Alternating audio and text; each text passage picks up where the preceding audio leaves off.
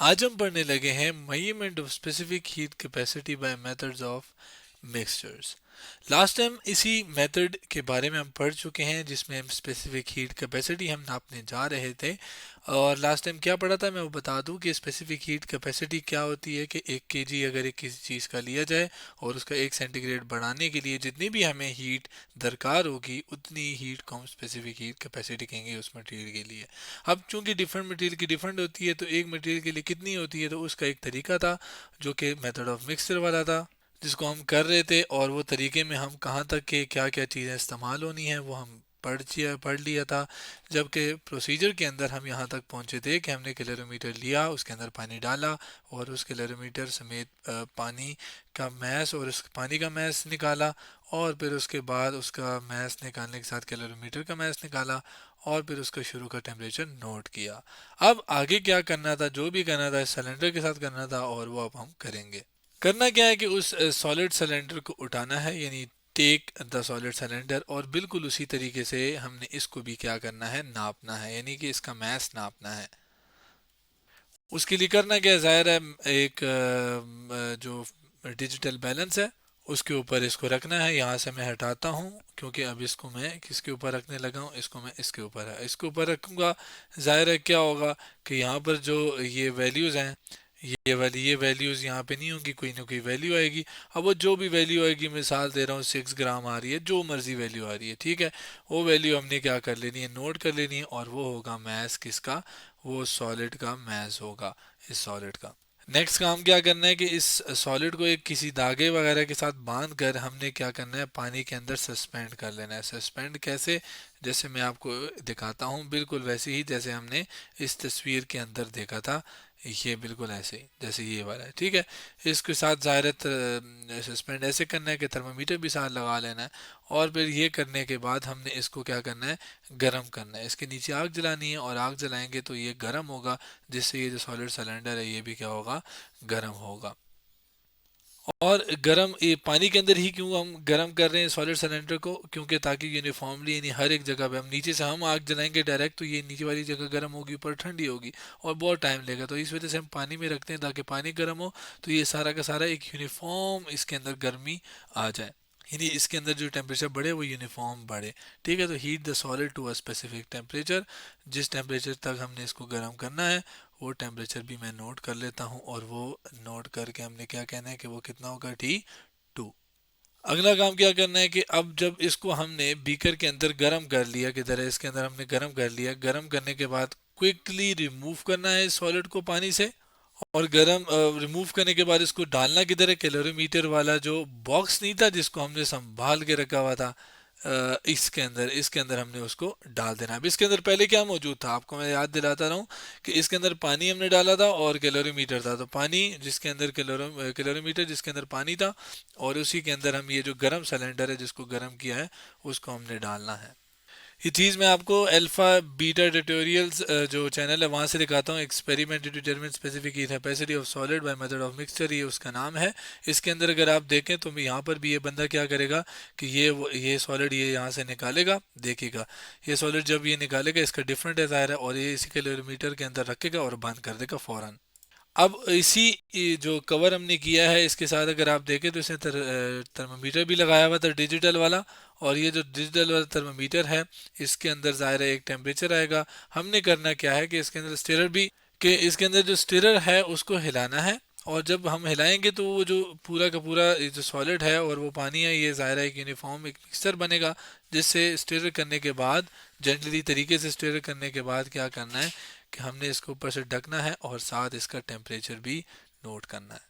यही बात मैं यहाँ पर लिख लेता हूँ, कौन सी भला बात, कि स्टेरर करना है कब तक, जब तक एक ख़ास एक टेम्परेचर या कांस्टेंट टेम्परेचर तक पहुँच ना जाए, यानी जो सॉलिड सिलेंडर का टेम्परेचर है जो कि गर्म है और पानी का जो टेम्परेचर है जो कि ठंडा है वो एक ख़ास टेम्परेचर। ज़ाहिर है पानी गर्म होगा सॉलिड ठंडा होगा, वही वाली बात जो मैंने पहले लेक्चर के अंदर की थी। और जो भी ये एक ख़ास टेम्परेचर तक पहुँचेंगे उस ख़ास टेम्परेचर को हम फाइनल टेम्परेचर कहेंगे। और वो फाइनल टेम्परेचर जो है वो हमने नोट करना है जो कि होगा T3। अब इस T3 को अगर हम देखें तो ये किस किस का टेम्परेचर है, ये टेम्परेचर इसके अंदर पानी मौजूद है उसका टेम्परेचर है। कॉपर जो कैलोरीमीटर है उसका टेम्परेचर है क्योंकि वो भी इसी के अंदर मौजूद है। और ये जो सॉलिड सिलेंडर हमने अभी लास्ट में डाला है इसके अंदर, उसका उसका मेटल सॉलिड सिलेंडर कह सकता हूँ मैं इसे, यहाँ पे सिर्फ सॉलिड सिलेंडर। इन तीनों का जो टेम्परेचर है वो फिर क्या हो जाएगा यहाँ पर T3 हो जाएगा, यानी ये उन सब का क्या है, फाइनल टेम्परेचर है। जबकि पानी का जो और कैलोरीमीटर का जो शुरू में टेम्परेचर था यानी इनिशियल टेम्परेचर था वो यहाँ पर ये मैंने नोट किया था। जबकि इनिशियल टेम्परेचर इस सॉलिड सिलेंडर का क्या था वो यहाँ पर नोट किया था जो कि T2 था। तो इनिशियल और फाइनल टेम्परेचर भी मुझे पता चल गए हैं तीनों के। पता क्या चले हमने देखे हैं। अब मेन चीज़ के ऊपर आते हैं, और मेन चीज़ क्या है, वो चीज़ है ये कि जो भी हीट एब्जॉर्ब की गई या लूज की गई या गेन की गई वो किसने कितने की, उसके लिए मैं एक एक करके बात बताता हूँ और फिर इसी से हम इक्वेशन की तरफ जाएंगे, डेरिवेशन की तरफ। Heat lost by the solid, जो गर्म करके जो सॉलिड सिलेंडर हमने डाला था, सॉलिड सिलेंडर उसने ज़ाहिर है हीट गर्म था उसने लूज़ की होगी, और वो हीट क्यू से हम रिप्रेजेंट करेंगे, क्यू एस से। अब स्पेसिफिक हीट कैपेसिटी के अंदर हमने पढ़ा था कि जितनी हीट दी जाए या कितनी एब्जॉर्व की जाए वो हम एक मैथमेटिकल फार्मूले से रिप्रेजेंट करते हैं जो कि mass multiply by specific heat capacity और जितना भी टेम्परेचर चेंज हुआ है। ये मैं यहाँ पर लिखने की बजाय मैं ये जनरली यहाँ पे लिख लेता हूँ कि जो भी स्पेसिफिक हीट कैपेसिटी आप देते हैं कितने मैस को देते हैं, क्या स्पेसिफिक हीट कैपेसिटी होती है, और डेल्टा टी। मैंने जैसे बताया था कि specific heat capacity small C से भी रिप्रेजेंट करते हैं, कैपिटल से भी कुछ जगहों पे करते हैं, हमने कैपिटल से किया था। तो यहाँ पर सॉलिड की जो भी मैस है उसका एम एस था, उसकी स्पेसिफिक हीट कैपेसिटी जिसकी शायद हमें तलाश है, शायद नहीं बिल्कुल इसी की हमें तलाश है क्योंकि हम इसी के लिए तो सारा कर रहे हैं, और इसका जो भी टेम्परेचर चेंज हुआ जो कि डेल्टा टी एस कितना चेंज हुआ उस पर मैं बात करता हूँ, लेकिन पहले हम बेसिक चीज़ें तो लिख लें। इसके बाद next cheese, heat gain by water. अब पानी जो है वो गर्म हो गया, यहाँ पर उसको आगे करने से पहले मैं यहाँ पे लिख दूँ specific heat capacity of solid कितनी है, कैपिटल और साथ स्मॉल एस, या सब्सक्रिप्ट में स्मॉल एस आ जाएगा, ठीक है। जबकि पानी की स्पेसिफिक हीट कैपेसिटी भी हमें चाहिए होगी और वो मैं सी डब्ल्यू से, कैपिटल सी डब्ल्यू से, ठीक है, वो बता रहा हूँ। अब यहाँ पर हीट पानी ने कितनी लूज़ की होगी वो क्यों क्यों कह रहा हूँ, और यहाँ पर गेन सॉरी कितनी की होगी, लूज़ तो इसने की होगी। आगे एक M W mass of water और सी ऑफ वाटर, जबकि इसको ऐसे ही लिखना चाहिए, ये सी ही है और ये वाटर, और वाटर का टेम्परेचर कितना चेंज हुआ वो यहाँ पर आ जाएगा। फिर इसके साथ साथ जो कैलोरीमीटर है उसने भी तो हीट गेन की, और वो हीट गेन यहाँ पर ये पानी वाली क्यू डब्ल्यू थी, इसने जितनी की वो क्यू सी कह लेते हैं क्योंकि C for calorimeter, mass of calorimeter आ जाएगा, C specific heat capacity of calorimeter, और डेल्टा टी इसका टेम्परेचर कितना चेंज हुआ वो आ जाएगा। और ये सी सी मैंने ऊपर बताया था कि ये हमें नोन थी पहले से, तो यहाँ पर मैंने बता दिया था। अब यहाँ पर एक चीज़ जो कि बहुत इंपॉर्टेंट है कि जो हीट लॉस होता है वो हम नेगेटिव लेते हैं, कितना हीट आपने लॉस किया वो हम नेगेटिव लेते हैं, यानी इसके साथ नेगेटिव साइन भी आएगा। जबकि कितना आपने गेन किया वो पॉजिटिव हम लेते हैं तो उसके साथ पॉजिटिव आ जाएगा। अब बेसिक जो हमने फार्मूला पढ़ा है या फार्मूला देखा था जो कि मैंने बिल्कुल स्टार्ट के अंदर बताया था, वो ये था कि कितना हीट लॉस और कितना हीट गेन है वो बराबर है law of conservation of energy के मुताबिक।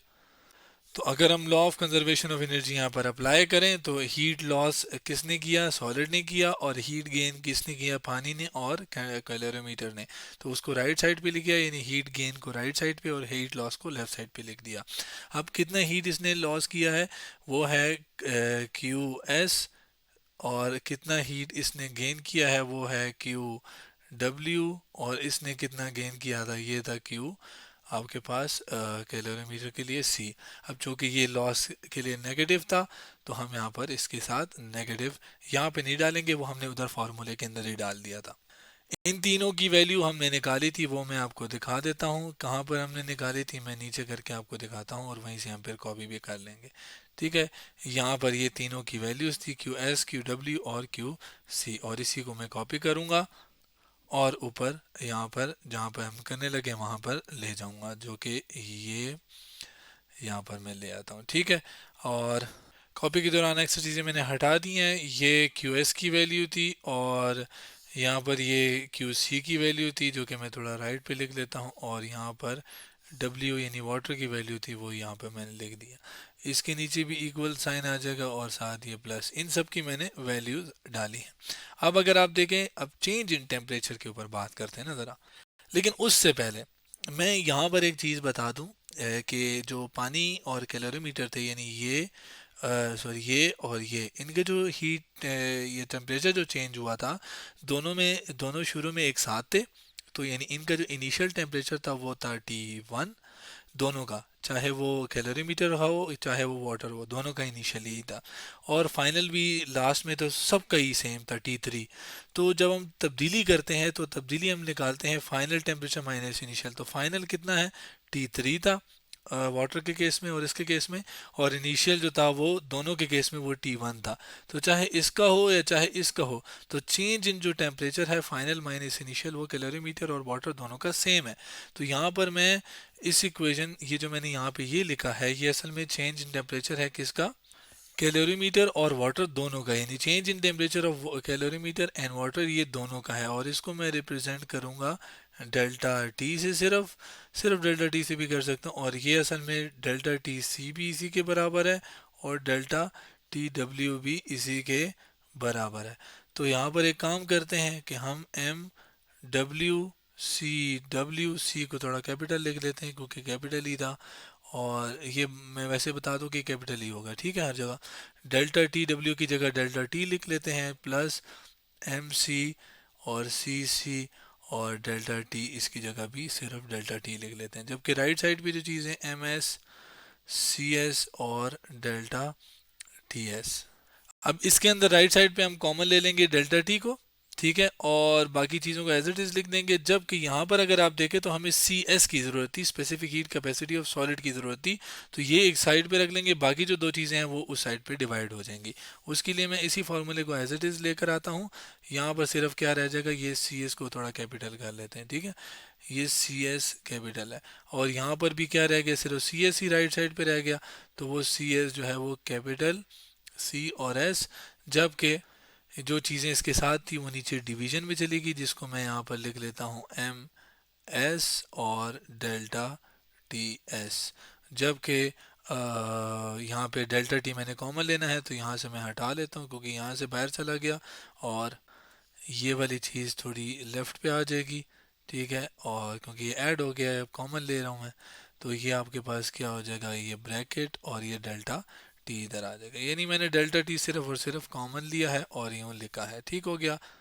जबकि इसको भी मैं सेट कर लेता हूँ, तो ये आपके पास वो सॉलिड की स्पेसिफिक हीट कैपेसिटी है जिसमें पानी का मैस मुझे पता है नापा हमने, कैलोरीमीटर का भी मैस पता है, सॉलिड सिलेंडर का भी मैस पता है, इसकी पानी की स्पेसिफिक हीट कैपेसिटी होती है हमारे पास 4200, और जूल जो कि एनर्जी का यूनिट होता है पर केजी, मैस का यूनिट हो गया केजी सिर्फ, और ये नीचे आता है और साथ पर केल्विन या पर सेंटीग्रेड दोनों कर सकते हैं।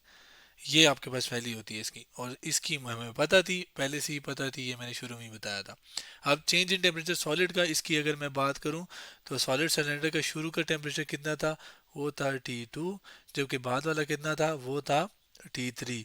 ठीक है, तो T3 माइनस T2 यानी फाइनल माइनस इनिशियल ये है, लेकिन फाइनल जो था वो उसने लू कम कर दिया था अपनी वैल्यू टेम्परेचर की, तो ओवरऑल जो इससे वैल्यू आएगी वो नेगेटिव आएगी। लेकिन यहाँ पर एक नेगेटिव मैं भूल गया हूँ, वो नेगेटिव क्यों, क्योंकि क्यू एस की वैल्यू नेगेटिव थी सॉलिड की, तो वो नेगेटिव यहाँ पर आएगा और ये नेगेटिव इसी के साथ आएगा। और ये नेगेटिव पॉजिटिव कब होगा, जब हम इस टी एस की वैल्यू निकालेंगे डेल्टा टी एस की, तो वो नेगेटिव आएगी, तो वो नेगेटिव और नेगेटिव प्लस हो जाएगा, तो ओवरऑल सी एस की स्पेसिफिक हीट कैपेसिटी की वैल्यू प्लस आएगी। तो यूँ वैल्यूज एग्जैक्ट डालेंगे तो हमारे पास वैल्यू आ जाएगी इसकी स्पेसिफिक हीट कैपेसिटी उस सॉलिड मटेरियल की। अब ये था सॉलिड का। अगर हमें लिक्विड का निकालना हो, अब मज़े की बात क्या है कि लिक्विड का बिल्कुल सेम तरीका है, लेकिन फ़र्क क्या है ये मैं बताता हूँ। Specific heat capacity of liquid के अंदर फ़र्क क्या होगा, सिर्फ एक चीज़ का फ़र्क, फ़र्क कोई नहीं है, सिर्फ ये जो इक्वेशन हमने ये वाली, ये मैंने बीच से उठाई है, ये वाली इक्वेशन, इसमें अगर आप देखें तो इसमें एक चीज़ आपको बस होनी चाहिए, वो कि इस जैसे पानी की स्पेसिफिक हीट कैपेसिटी हमें पता थी ना, और वो 4200 जूल पर केजी पर केल्विन। इसी तरीके से अगर हमने लिक्विड की निकालनी है तो पानी की जगह कोई भी लिक्विड हो सकता है, उसके लिए हमें फिर सॉलिड की स्पेसिफिक हीट कैपेसिटी हमें पता होनी चाहिए। तो वो अब अगर हमें पता है तो हम क्या करेंगे, ये उधर चला जाएगा, माइनस हो जाएगा, जो कि मैं बताता हूँ। अब यहाँ पे अकेला ये रह जाएगा, और ये अकेले को मैंने यहाँ पे लेफ्ट हैंड साइड पे लिख दिया, ये उधर गया तो माइनस हो गया, जो कि एम सी सी सी डेल्टा टी, और ये हो गया। और अब डेल्टा सी डब्ल्यू यानी पानी की जगह किसी भी लिक्विड की स्पेसिफिक हीट कैपेसिटी निकालने के लिए इन दोनों को मल्टीप्लाई और उधर जाके डिवाइड हो जाएंगे, जो कि ये उधर आके डिवाइड हो गए। अब पानी की जगह किसी भी या पानी की भी लिक्विड निकालनी हो, बाकी सब चीज़ें हमें पता है, हम आसानी से निकाल सकते हैं। हीट कैपेसिटी बाकी सब कुछ सेम है इसके अंदर, प्रोसीजर सब कुछ, और सॉलिड की तो हम देख ही चुके हैं। तो आज हमने क्या किया, मजीद हमने measurement of specific heat capacity के बारे में पढ़ा, और हमने सॉलिड लिक्विड दोनों की कंप्लीट स्पेसिफिक हीट कैपेसिटी का तरीका सीखा।